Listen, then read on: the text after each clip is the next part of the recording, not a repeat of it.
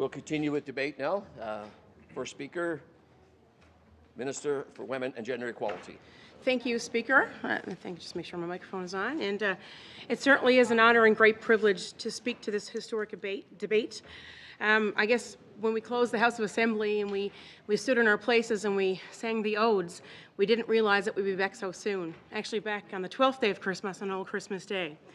But Speaker, I appreciate the time to speak to this historic agreement, of course, in this House of Assembly. And I also want to extend my gratitude and thanks to our panel, to the folks at NL Hydro, and all of the independent experts. I mean, we've had experts of great caliber come on the floor of the House of Assembly. This has never happened before. You know, this is unprecedented. The information and the transparency that we've seen demonstrated here, of course, ultimately led by our Premier, who I consider to be a great visionary.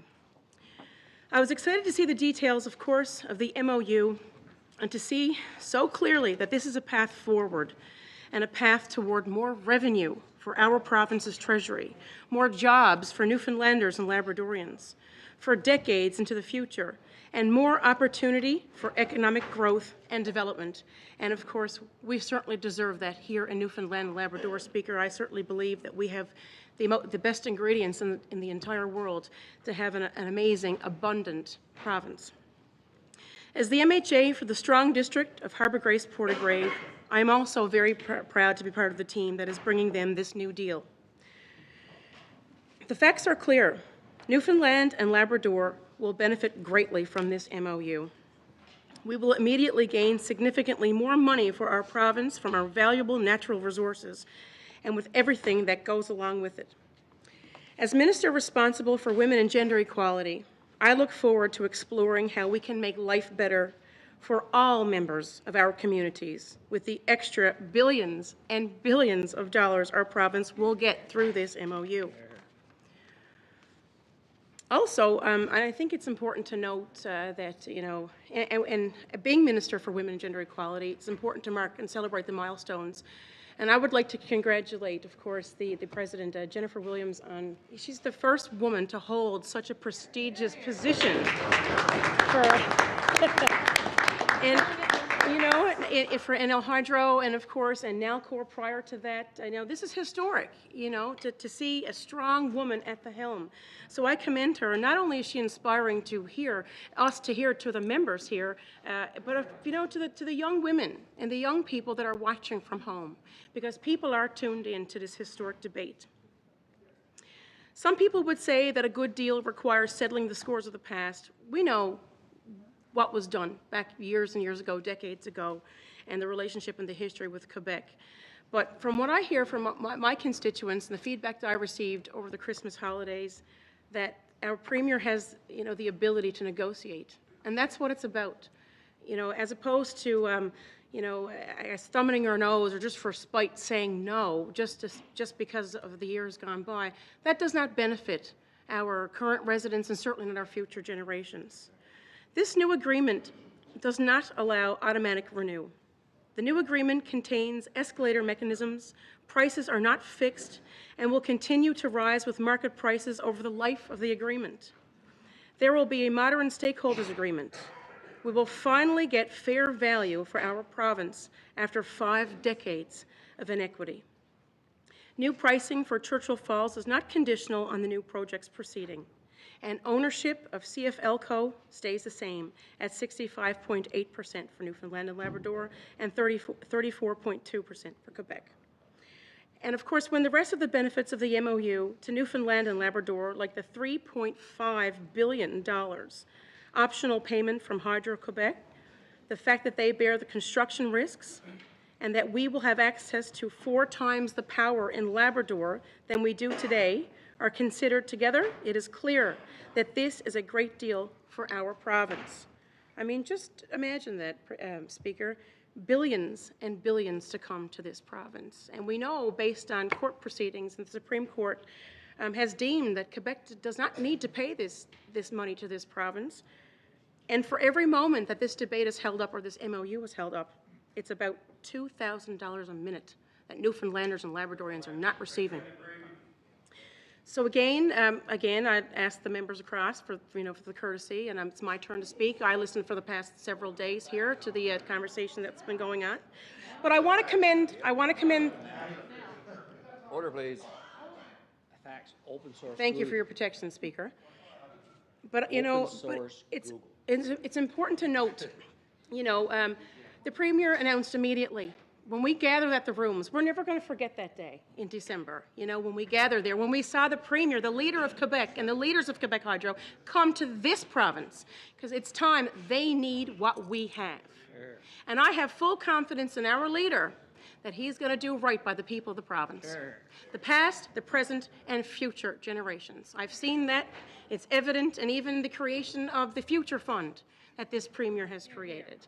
So not only will this service debt servicing, which we know is certainly necessary, but also for current and present infrastructure that is well needed, and of course the future. And that's what people want to see. People want to know that our future is secure. But I just want to also commend, being a former journalist, I remember back in 2012 when an infamous deal, or mega project as we know as Muskrat Falls, was first talked about and introduced. As my colleague have said here prior, the people who were in this chamber and debated, they were not afforded, the democracy of a debate. As a matter of fact, I remember being in a newsroom and first learning that a new bill was going to be introduced on the floor of the House of Assembly that actually blocked access to information. And that bill was called Bill 29.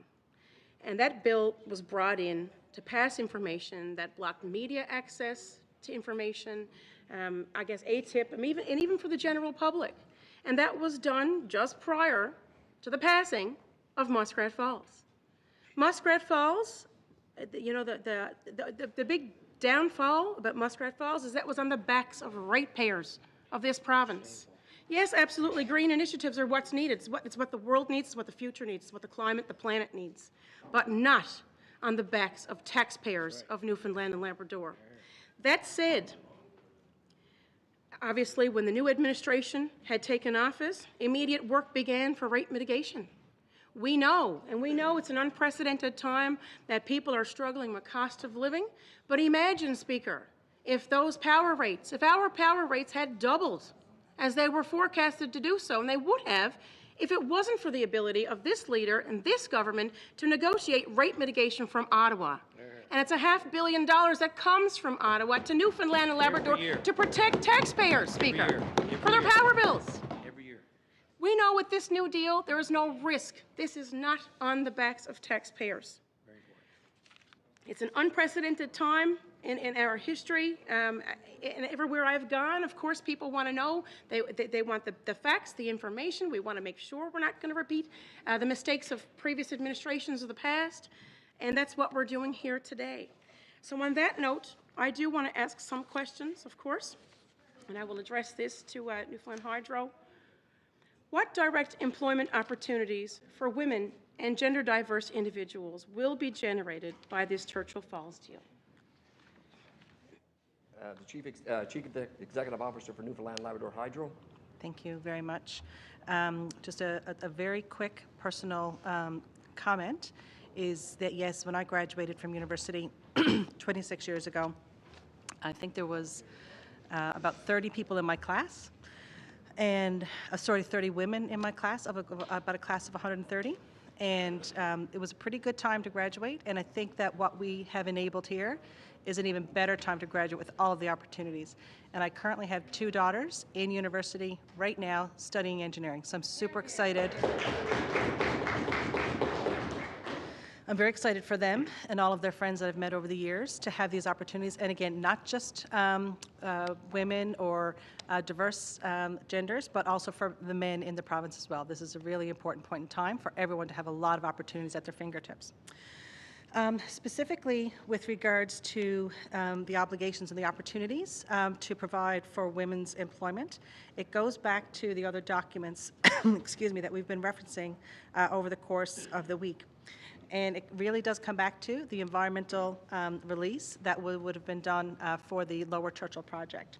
And I just want to walk folks through it with regards to the specific documents. So the EA Bulletin, which I do have here, which I've referenced again through the course of the week, was dated March 15th, 2012. And as it relates specifically to women in that instance, is Part I on the second page, if you print it out. Part I, which says, prepare a women's employment plan containing measurable goals and submit it to the Women's Policy Office for approval at a date prescribed by the minister responsible for the Women's Policy Office. So having that environmental release is, and then connected to the legislation that followed in what would be, I guess, would constitute the legal obligation. The MOU, again, constitutes, you have to meet the legal obligations with regards to hiring. So after you look at the environmental bulletin, then you follow through to which we've already referenced several times, the Lower Churchill Construction Projects Benefit Strategy. We need a good acronym for that. And arising from that then, actually I will reference in that, is the gender equity and diversity requirements. So that would have also been contained in that document. But then you go to the detailed work that was done, and that was published on February 26th of 2013, and it's 47 pages of detailed commitments, and it is applicable to Gull Island. And here's the other positive thing. It is also applicable to associated AC transmission in Labrador, which is what will be under Newfoundland Labrador's Hydro's requirements to execute. So there's very significant commitments with regards to women's employment, heavily detailed already. Obviously, we have like the framework immediately to start working on what is possible and what we can do our really best to maximize on with regards to those opportunities. So really, really pleased we have that groundwork in place. The Honourable Minister of Women and Gender Equality. Thank you, Speaker, and thank you for that answer. What kind of partnership building opportunities may become available for women and gender diverse individuals, specifically Indigenous people? For example, employment, training, entrepreneurship, business opportunities, and support networks. Chief Executive Officer for Newfoundland Labrador Hydro. Thank you very much. Earlier this week, we spoke about the hiring protocols as it relates to the documents that I just referenced. And so certainly Indigenous peoples are first and foremost required to be the first qualified people to be hired. And certainly if you hire women Indigenous people, then that would also be reflected first in the hiring protocol, but would also be reflected in the supports that we should be putting in place under the employment strategy. We have been working with Innu Nation over the course of a number of months through 2024 to start the conversations around Churchill Falls 2, the second powerhouse that we have worked with Hydro-Quebec to commit to building. And so further opportunities for engagement, certainly consultation and engagement with Innu Nation and others as required. We will hope to provide for even more clarity around what those opportunities will be go forward. So I think we're well on the way to detailing those in consultation with the groups that we have to reach out to. I will just add one little piece. It came up earlier. I didn't have the opportunity to mention it, and it's more about just trades generally. Before Christmas, just through the course of my normal work, and Minister Lovelace mentioned it earlier, some of the work that Newfoundland Labrador Hydro already has in motion for building for new supply on the island. Trades NL had reached out, and I was to meet with them to talk about some of these opportunities. However, because this was happening, I had to postpone that meeting, but that meeting is to be rescheduled. We're very excited about reaching out to the various industries, Trades NL as well in particular, and we look forward to forming a lot of those relationships as quickly as possible to make sure that we maximize on the benefits available to the people of the province. Minister of Women and Gender Equality. Thank you, Speaker. And again, if you could outline how might Indigenous governments and organizations be supported to help develop or provide training for culture, competency, and employment opportunities.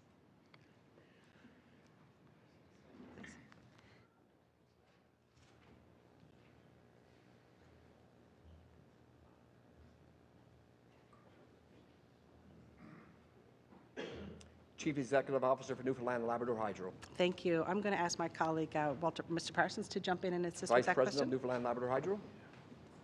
Speaker. Yeah, I want to talk a little bit about how we build the pipeline of opportunities for our Indigenous partners and Indigenous people across Labrador and across the whole province. because it's not simply a matter of sort of going to the street and hiring who you can and looking for as many Indigenous hires as you can. You really need to start early. You need to start at the high school level. You need to identify candidates who are interested in working in the industry.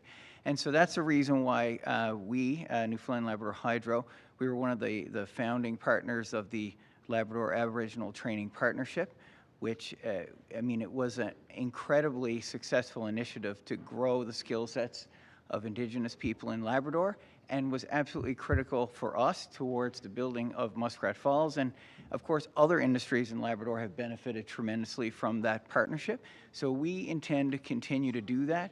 We've been investing in our apprenticeship program to ensure that we bring on Indigenous apprentices. We are seeing higher than ever Innu employment at the Muskrat Falls site today in operation, something we're very proud of, but we need to continue to grow that.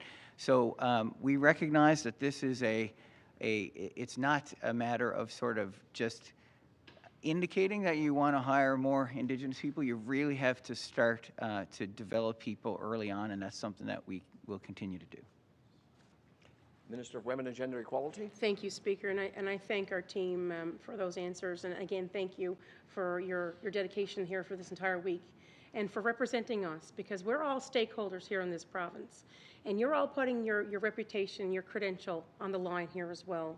I have full confidence in what you're doing. Again, thank you. I also want to give a shout out to Mr. Parsons. I know I'm not supposed to say names, but he's originally from Spaniards Bay, my hometown.